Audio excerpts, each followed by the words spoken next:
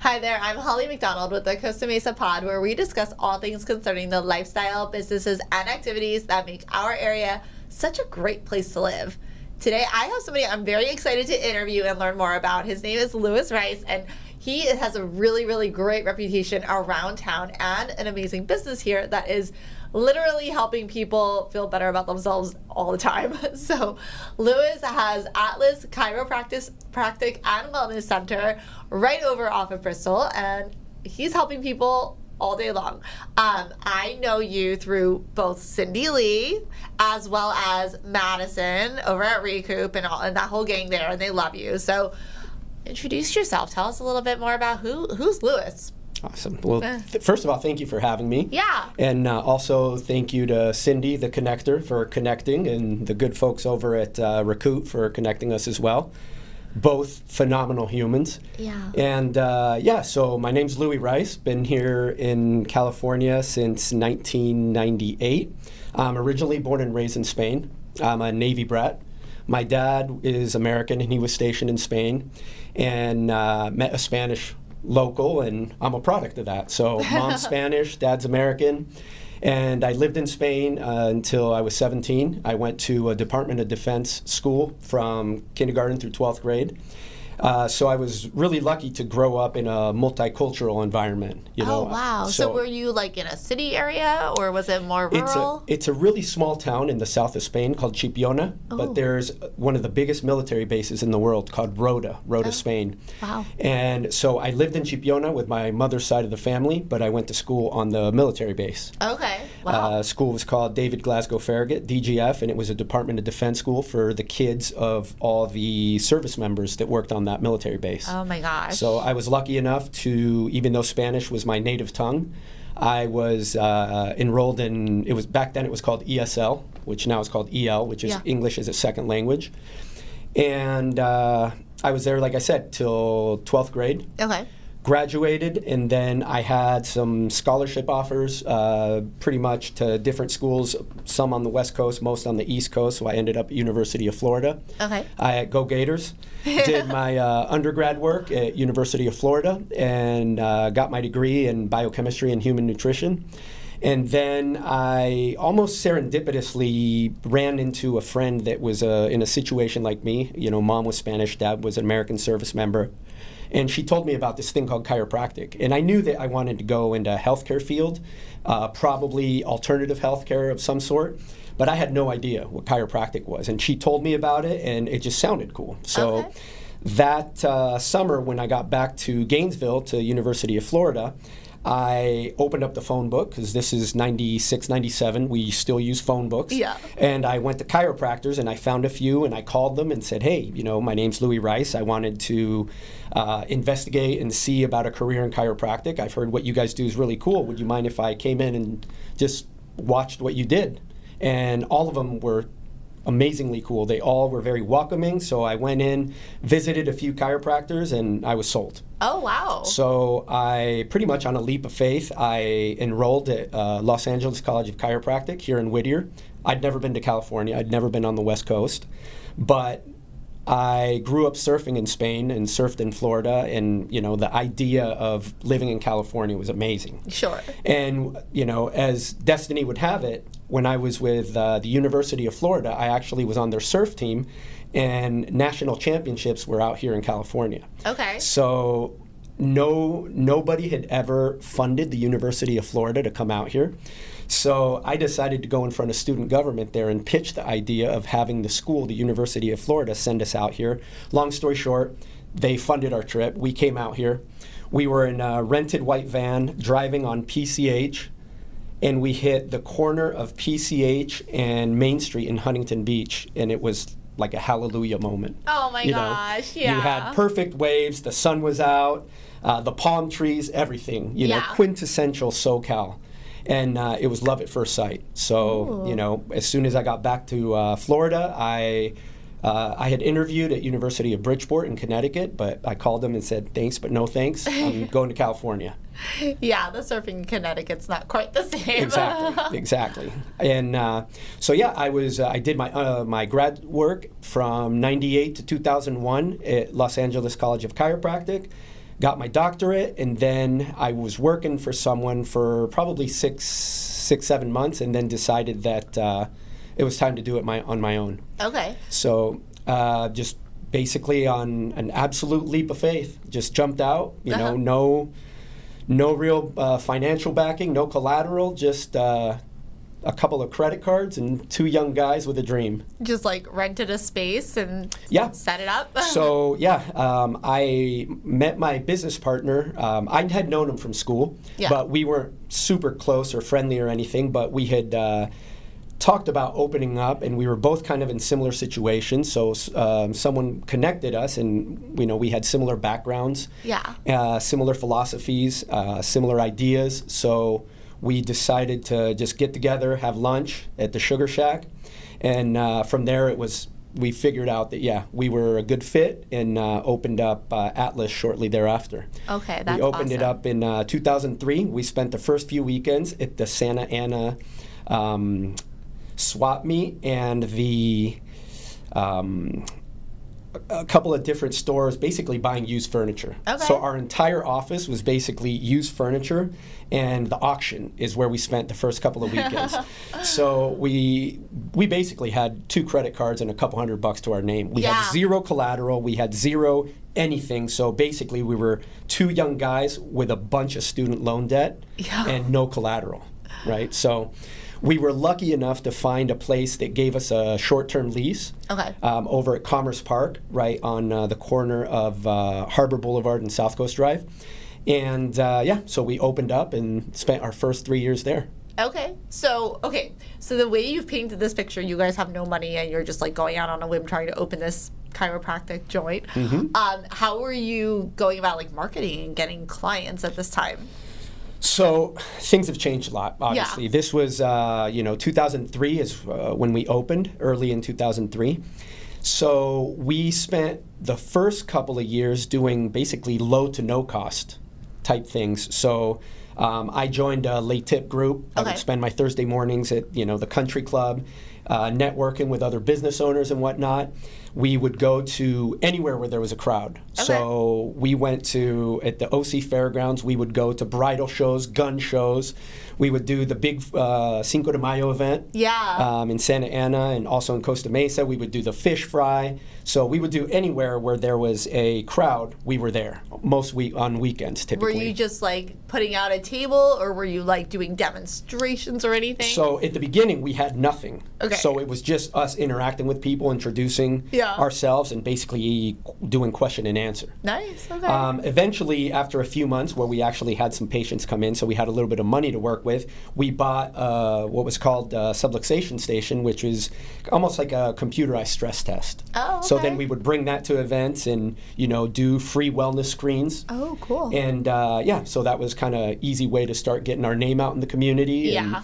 And, at the same time, I also became the sideline team doctor for Estancia High School Athletics, for the football team. Yeah. Coach Mike Vargas had just joined Estancia at the time, and he reached out, and timing was perfect. So that was a great experience too, because it got me in front of the whole Newport Mesa unified teaching community and staff, but also, in the Costa Mesa community. Yeah.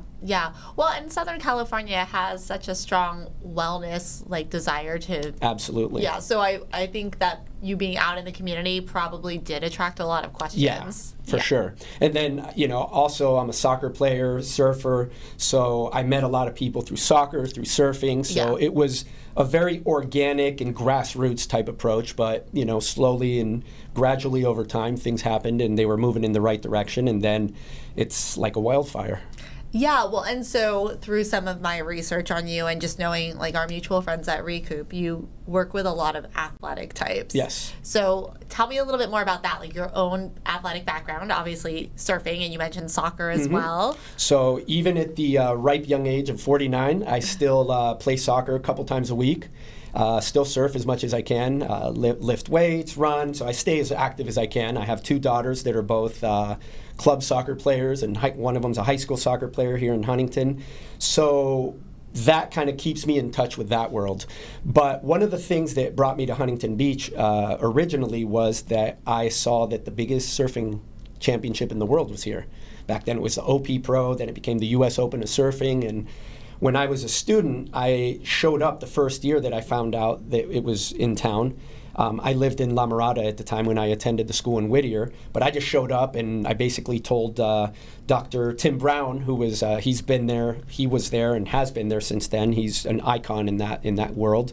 But I basically said, "Hey, Dr. Tim, my name's Lou. I'm a student at LACC and I want to help." And he got me in, and I was able to work with a couple of those athletes, and a lot of them were Spaniards. So I had that instant connection. And then over time, what ended up happening was there were a few years where they didn't have coverage for the U.S. Open, so they actually called a group of us, and we provided that coverage. Oh, wow. And from then, it was, that kind of catapulted us into into that limelight. Okay.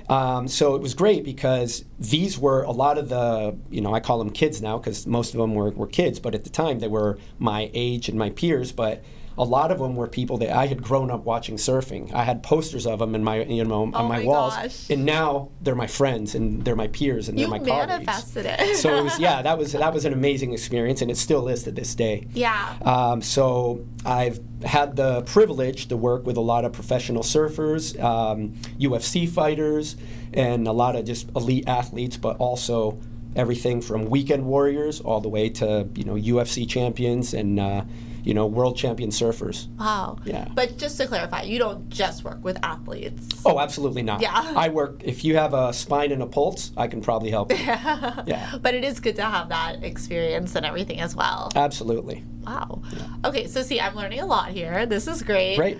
I would like to hear a little bit from you about your perspective. So you grew up in Spain, far, far from here. I loved hearing how the surfing culture here was a draw for you, and just the idea of iconic Southern California. How is your life different now that you're living here and raising a family? Like the lifestyle, what kept you here aside from you built a business here? Yeah, so that's a great question. That's the $1 million question. I ask myself that all the time. Do you feel lucky? Yes, definitely privileged in that sense. I started surfing on June 21st, 1986. Not that I remember details or anything, but it was the first day of summer. And my Uncle Jorfi, who's also an American military member who got married to a Spanish girl who happened to be my mother's sister, so he got me into surfing. And he had told me stories about Cocoa Beach, where he grew up, and Ron John Surf Shop, and he helped push me into my first wave in Spain. But when I started surfing in Spain, nobody surfed in our town. So we put surfing on the tiny little map in the town that we work in fact, that we lived in. And in fact, the names of some of those breaks are the names that we gave them, which was kind of cool. Yeah. So now, 30, 40 years later, some of those breaks have the names that we gave them, which is kind of cool. But I was always drawn to surfing, so that's kind of how I started in Spain. And then, pretty much since that day, every decision that I ever made was in some way, shape, or form affected or, influenced by surfing. Cool. So even when I went to Florida, yeah, I went thinking that I was going to be close to the beach. Unfortunately, Gainesville is about an hour away from the closest beach, which was St. Augustine or Jacksonville. So that was a lesson that I never want to live that far away from the ocean ever again. Is there good surfing in that part of Florida? It's okay. I mean, you have the world's greatest surfers come from there. Okay. You've got Kelly Slater and the Hobgood brothers and Frida Zamba and Lisa Anderson. So you've got amazing world champion surfers from Florida, but it's not particularly known for quality surf. Okay, yeah. And to be an hour away, that's a drag. Yes. But yeah, that's kind of how surfing influenced where I ended up. And then, of course, once I decided that I was going to come to California for championships, and then once I had that aha moment at the corner of PCH and Main Street, then it was an easy decision. Yeah. Well, and La Mirada is not quite down the street from the beach either, but... Correct. It was probably good, though, because I was close enough to come on a moment's notice if the waves were good, but far enough to not be tempted and to be able to focus on my studies. Yeah, that's important, too. Yeah. And you said your daughters are both athletic. They do soccer. Mm-hmm. Do they surf, too? So a little bit. They have, my wife's from Costa Rica, and they have mama's Costa Rican blood, so they touch that cold water, and they're like, maybe not. So they have surfed, but they're not regular hardcore surfers or anything. They're into soccer more than anything. Yeah. I love that surfing has basically influenced your entire life path, your whole trajectory. Very much so.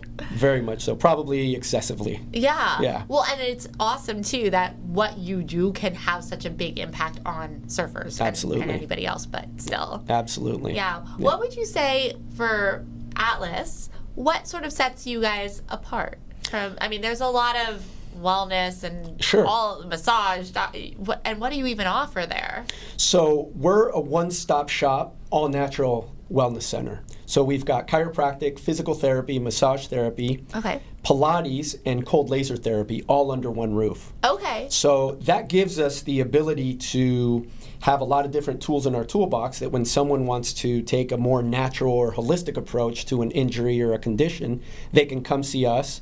Typically what I do on the first day is we do a consultation where we have just a conversation about what brings them in, what the challenges are, and more importantly, if and how we can help. Yeah. So once we do that, I also have on-site x-ray. I'm also certified as a radiologist, so I'm able to take my own x-rays, read them, and that gives us the ability to get someone in really efficiently, do your consultation, your history, your exam, and x-rays all at once. Yeah. And then give you an action plan based on what we find without having to send you to 3 different places or 4 different places and many different specialists.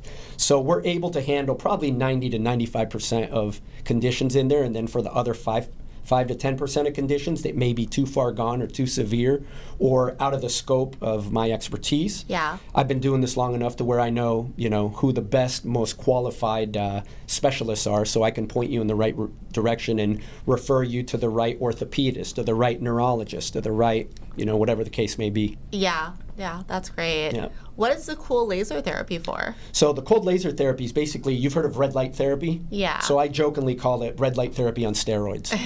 So it's, you're using the different wavelengths of light to heal certain conditions. And one of the things that makes us unique is while there's a lot of offices that have cold laser therapy, we're one of the few, possibly I think the only office in Orange County that has the BioFlex, which was developed by Dr. Fred Kahn up in Toronto, owns the biggest laser clinic in the world. And he was a heart doctor that got tired of cracking people open and, to work on their heart, and actually found that with cold laser therapy, a lot of things could be helped, a lot of soft tissue injuries, including heart conditions, which seems pretty bizarre. But so we have the Meditech technology. It's called BioFlex, and we have that in office, and that gives us the ability to treat things that sometimes with just chiropractic we wouldn't be able to get as good a results on.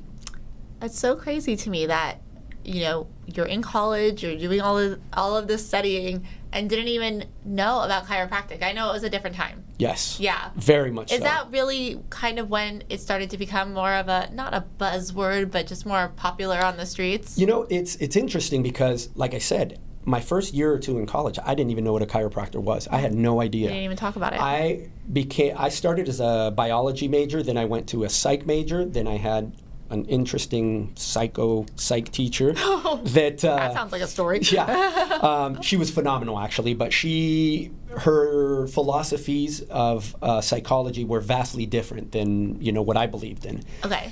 She wanted to medicate everything and throw pills, thrills, potions, and lotions at everything, and I was more into the holistic approach. Which it's not that it's better or worse. Sometimes there are needs that need to be handled with with chemicals and medicine, but I was just wanting to go more in a more natural route, more holistic route. Yeah. So I kind of went in a different direction. I found human nutrition and biochemistry was a good fit. Yeah. So I went that direction, and then I got my degree in that. And then when I was in Spain for the summer, and I met my friend Tara, who at the time was there, she had moved to Dallas, and like I said before, she was half like me, half Spanish, half American.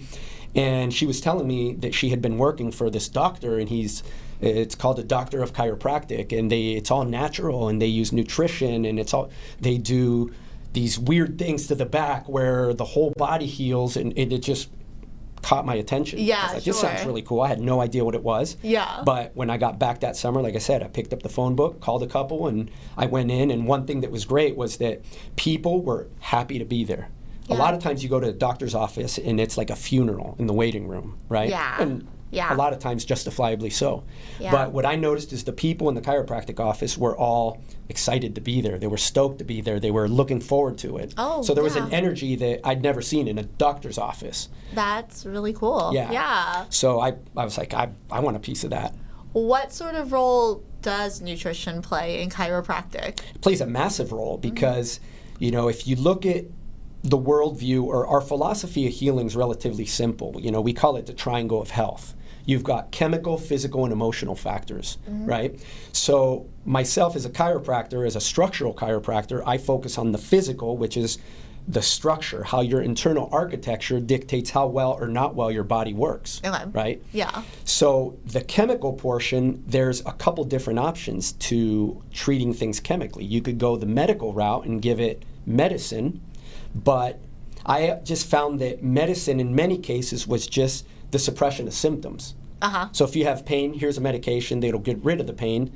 It never asked the question, why is the pain there in the first place? Yeah, okay, that makes sense. You know, believe it or not, pain's your friend. Pain is what tells you if you don't do something about this, you're going to have a long-term problem. So as much as we hate it, right, it's there for a reason, and it's a warning light. It's that little red flashing light that tells you do something about it or else. It's your body speaking. Yeah. So what nutrition gives you the ability to do is you can treat things or improve things or optimize the body, because in chiropractic, one of the basic premises is that the human body can heal itself. The human body is self-healing, self-regulating. And one of the things it needs in order to do that is good nutrition. Now, obviously, you can do another whole podcast, hours long, on what good nutrition is. Yeah. But, you know, again, going back to the triangle of health, chemical, physical, and emotional, rather than treating things chemically via medicine, you can use things like nutrition. You can go on an anti-inflammatory diet. You can take things like curcumin or turmeric or white willow bark. You can take joint formulas. So there's a lot of things that you can take that are going to help with the pain while still allowing your body to heal itself. And that's a major advantage that I find medicine doesn't necessarily offer. Sure. Because when you take an opiate, it gets rid of the pain. It doesn't necessarily do much for the healing other than get rid of the pain. Well, and it can also mess with you emotionally, mentally, and exactly. all of that too. So, and again, that's not speaking negatively about it. That's just a fact. Yeah. And there's a time and place for everything. I just had a friend of mine who had a double mastectomy. Yeah. She's hopped up on pain meds. Thank God. Right. Oh, yeah. Because I can't imagine going through that kind of pain. Yeah. Being fresh out of surgery and having to deal with that. So that's a perfect scenario in which, you know, pain medication is an absolute must. Yeah. So since you're from Spain, and I'm just curious too, when you talk about nutrition, and I mean, we always hear that obviously like America's like the least healthy country and all of that. So how is it different? You know, it's interesting you say that, because one of the things that we find when we go back to Spain during the summer, and we try to go back every other summer.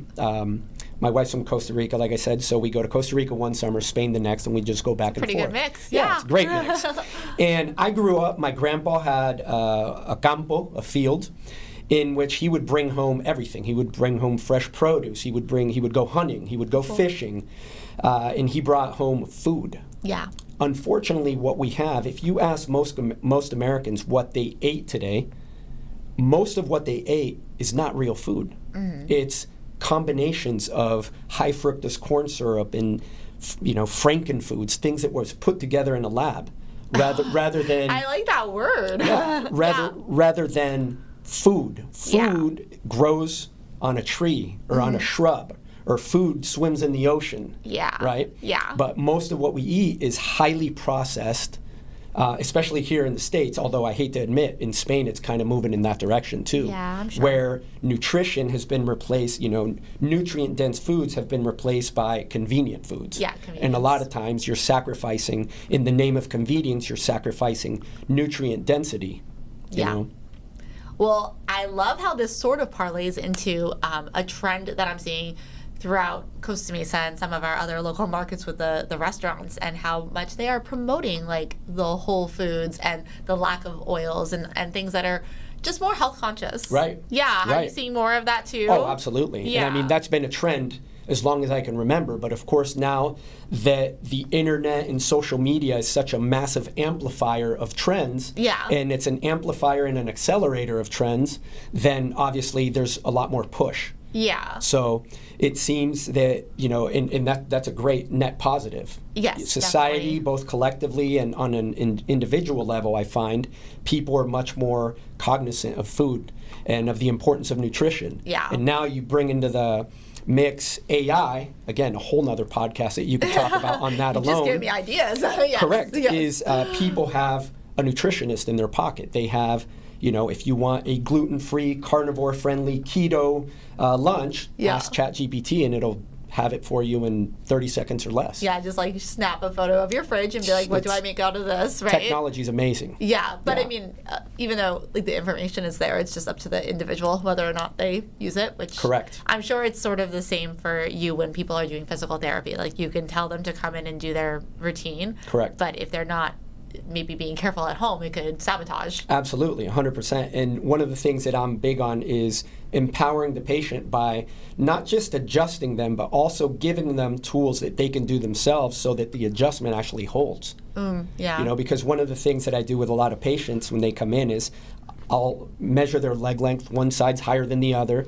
People sometimes say, oh, my chiro or my PT or my doc said one leg's shorter than the other. It's not literally shorter. It's that one hip's higher than the other, pulls up on that side. Yeah. And then when you stand, you do the gangster lean. Instead of standing 50-50, it throws off that 50-50 balance. And Yeah. we actually have a device in the office that'll measure your left to right balance. So if you weigh 100 pounds, you should be 50-50 or within 5 pounds. Sometimes people stand and they'll be 60-40. That's a problem. Yeah. And then people wonder, well, why is it always my right knee? Why is it always my right ankle? Why is it my right hip? And if they're carrying 10 pounds more on that side than the other, that's why.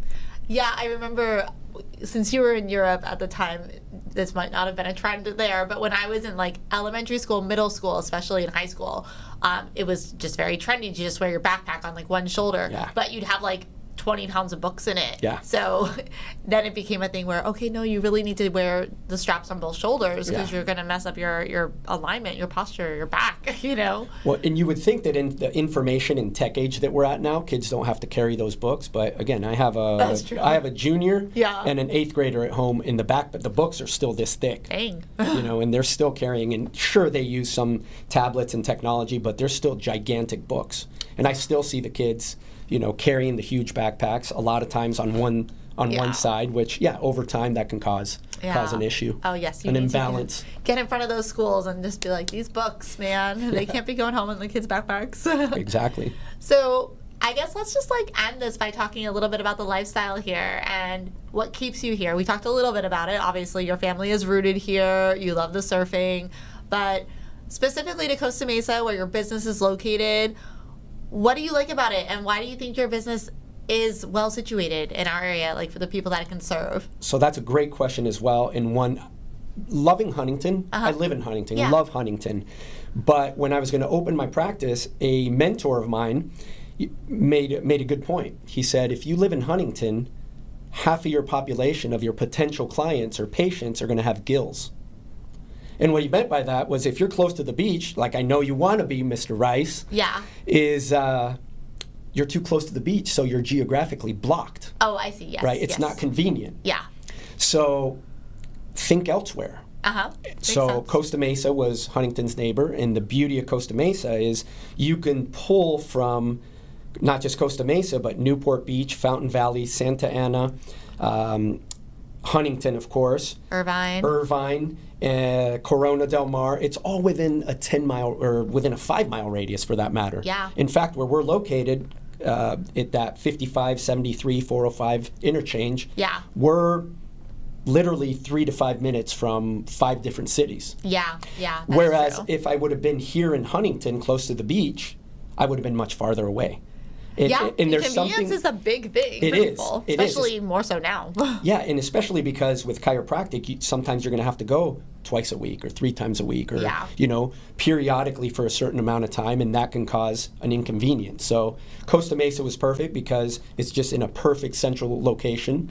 And, you know, you're close to an airport, too. You're close to convention centers. And there's a reason why all those places and all those businesses are in Costa Mesa, because it's just such a great place, you know, to be not just geographically, but also culturally.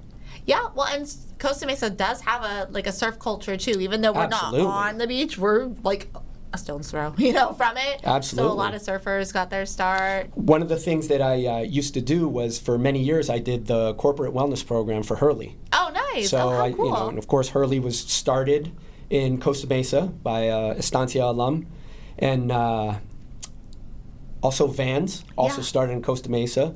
So Hurley was started by, obviously, Bob and Bill Hurley, but Vans was also started by Steve Van Dorn, also Costa Mesa. So Costa Mesa has such a surf-rich heritage in history. Yeah, you know, that cool. it's amazing. And I've just been lucky that Atlas was in the right place at the right time. I was able to get those connections and did a lot of corporate wellness with both companies. I love that. That is so cool. Yeah.